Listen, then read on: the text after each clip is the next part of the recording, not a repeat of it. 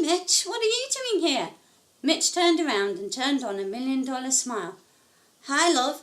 His eyes were downcast, but he was trying his best to look her in the face. I was just wondering, that's if you've got nothing else planned. He swallowed hard, his throat suddenly tight. If you wanted to go out for dinner or something. He half closed his eyes, in his mind waiting for the inevitable rejection. While Jane was picking up her jaw from the pavement, her mind in a whirl, she was thinking up her answer. That'd be nice, she said, nodding. Mitch smiled again as they began to walk into town. They walked in silence, eventually coming to the pier head. Have you ever been on one of the ferries across the Mersey? Asked Mitch. Jane had to admit she, alas, had never been on one of the famous ferries. Well, now's as good a time as any. Come on, girl. Leading the way to the ticket booth, Mitch got the 2 tickets. Jane looked around at the many gifts for sale in the shop, from books to T-shirts, ornaments and everything in between. She made a mental note to get something when she finished on the ferry, as a memento of the day. 15 minutes later, they were boarding the ferry. Taking a seat, Jane looked out of the window as Mitch went to get them a coffee. Sipping their coffees in silence as they listened to the running commentary on the history of the city and the various points of interest, they were each relaxed. It was a companionable silence they found themselves in, and Jane was enjoying herself very much.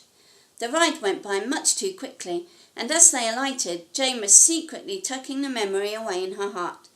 Having bought a few things from the gift shop, they began to walk along the pier head in search of a cafe. Thanks for this afternoon, began Jane in a quiet voice as they walked. However, there was one thing she had to know. What made you do this? Mitch shrugged. I know Leeane can be pushy. Jane nodded. That was an understatement. I'm sorry I haven't spoken to you in ages. I gather Leeane has filled you in on all the gory details of my life. Jane smiled. Well, some of them, she said sympathetically. I know how I come across, but I really like you, and I was hoping you could give me a chance. Jane felt herself shiver slightly. Actually, you come across as being a very nice guy, so don't apologise. And yeah, I'll give you a chance. I warn you though, don't ask me to dance again. I might just tread on your toes next time, and I promise you won't like that. Mitch smiled. I remember that. Jane smiled back up at him. By the way, I really like you too. The little cafe they chose to have something to eat in was small but cosy. Right on the pier head, it offered good views of the ships and ferries in the Mersey that were coming and going. Jane looked out the window at the people passing by. Some stopped to look at the menu in the window. Mostly, though, those who passed were also looking at the Mersey, and some were walking further up toward the Albert Dock. Mitch was explaining to her that at the age of 36, he had only ever had one serious girlfriend. Jane was incredulous. You're kidding! Good-looking fella like you? Mitch blushed slightly. Well, you've had one more serious relationship than I've had. Now it was Mitch's turn to be surprised. Long story, Jane explained. I used to get teased a lot at school. All the boys seemed to prefer my friends. I suppose I just got used to being single in the end and made the best of it. She paused for a moment, gathering her thoughts. Being coddled at home didn't help none either. I know what you mean, said Mitch sympathetically. Me and our Frank were smothered. I think that's why our Frank turned out like he did. Leaving the cafe, they too strolled toward the Albert Dock. The Albert Dock is full of little shops with interesting knickknacks, a gallery and maritime museum. Until a couple of years ago, a map of Great Britain floating on the water, from the platform of which a live weather bulletin was broadcast. They had stopped by the pier head again to watch the last of the sun's rays as they disappeared in a splash of colour.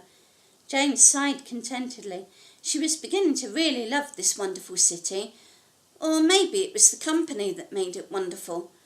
Who cared? It made no difference, she reasoned within herself. It was just wonderful to be here. There's something magical about Liverpool, she commented, turning to him. Mitch nodded and slipped an arm round her shoulders.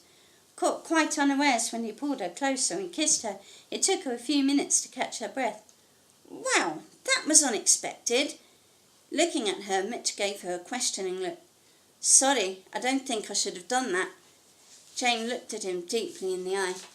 "No, it's not that." The smile that radiated from Mitch was almost enough to light the entire city. "What is it then? A bit of a letdown, was it?" Jane shook her head. "No, got nothing to compare it to. Not really." Cocking an eyebrow, Mitch grinned. Bending down to her, he kissed her again. Only this time the kiss was deeper, soft yet firm and demanding.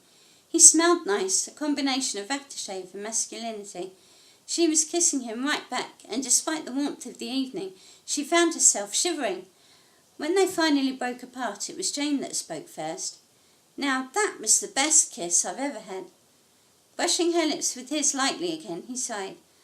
"Well, I'd better be getting you home." Hand in hand, they went to find a cab. "Would you like to come in for the coffee?" she asked lightly, trying not to let the fact she was shaking from head to foot show. "Yeah, that sounds great," said Mitch. Sending the cab away, he followed Jane into the flat. As he made himself comfortable in the living room, Jane bustled around making the coffee. "So," she said as she handed a mug to Mitch, "what's your story?" Mitch looked uncomfortable. "Leeane told you that I'm a confirmed bachelor, as she always takes great delight in putting it." "You're a great-looking guy. Why haven't you got a girlfriend?" Mitch looked up from his coffee. "Long story. You don't want to know," replied Mitch, blushing at the compliment. "Yes, I do. I'd like to get to know you. Leeane said something about an ex-girlfriend that hurt you very badly. I'm so sorry you went through that. We're not all witches, you know," finished Jane with a smile. Mitch sat back in his seat and tried to recall what his mind had been trying to block out for a long time. He nodded gently. August 1985. 15-year-old Mitchell Adams hurried home from his school in Bootle. As he turned the corner into Merton Road, he saw his brother Frank standing there. "Hey, Mitch, stop playing silly beggars and hurry up home, will ya?" called his 17-year-old brother. "By the way, that Kelly girl is waiting for you." Mitch punched the air in delight, ignoring the stares from those passing in the street. "Yes, I knew she liked me." "Yeah, well, watch out for her, Mitch, lad. She's got a gob on her and a bad reputation. Mind you don't go getting yourself into trouble now, fella." Mitch started to run ahead. He was the tallest and fastest of the two brothers, and he was soon disappearing out of sight. "I won't," called Mitch over his shoulder.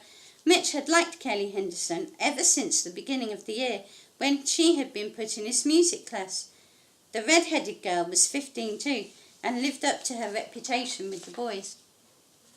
"Get off! I hate you, Mitchell Adams!" cried Kelly Henderson as she buttoned up her blouse. The teenage boy was confused as he straightened his clothes. "Oh, Cal, what's up? I thought we both wanted it." Kelly tossed her head of beautiful red hair. "Well, now you got what you want, you're going to dump me, aren't you? Well, fine, I hate you anyway," she finished as she completed the task of getting dressed and got up to stalk out of the woodshed come playhouse that was in her back garden. And that should have been the first sign that something was wrong. But, well, we dated until we got engaged when we were 18. It was a crazy relationship and it ended badly, very badly. Mitch said no more, and he looked so sad that Jane patted his hand. "Well, that makes us both a pair of silly beggars, doesn't it?" She lowered her head, averting his gaze. You must think I'm some kind of freak, my age, and still... Mitch shifted further up the couch toward her. "Don't talk soft, you are not a freak. In fact, I think you're beautiful." Jane laughed. "Now who's talking soft?" smiling as he bent over and kissed her. I could get used to this." She sighed contentedly.